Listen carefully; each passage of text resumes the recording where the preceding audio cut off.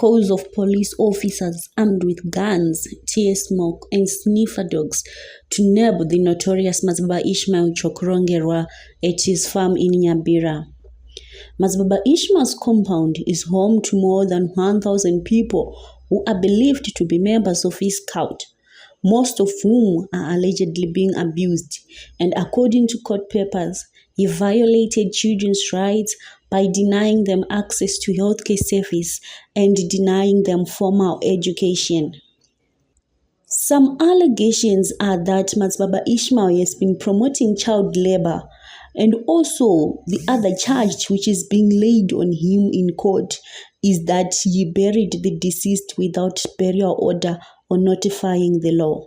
Some people are saying that Mazibaba Ishmael persuaded his church members to sell all their properties and surrender the proceeds to him. However, those who live at the compound described it as a biblical promised land Canaan and him as the God. Uyaiti kutaurire zvakataurwa naMwari wedu wamuri kumbunyikidza uyu. Mvura ikunaire munyika muno mukana musina kuteera zvakutaurwa naMwari uyu wamuri kusunga. Mazibaba Ishmael and other 7 church members were arrested and appeared before court. Later on, the 7 were released on bail pending trial, leaving the cult leader languishing in prison cells. Women were forced to give birth at the farm without medical professionals' attention. Some died and were buried secretly. Like Kezo Chikurune, a young girl who was reported to have died under mysterious circumstances in November 2023 at Lily Farm, and her father, Siribinyo Chikurune, was there. She was buried without the knowledge of her mother, Memory Mukanairi, who later pleaded with authorities to exhume the remains of her daughter for further investigations into her death. The remains were exhumed. Yezo's case was not the first. Another exhumation happened at this farm before, Professor Itai Muwati.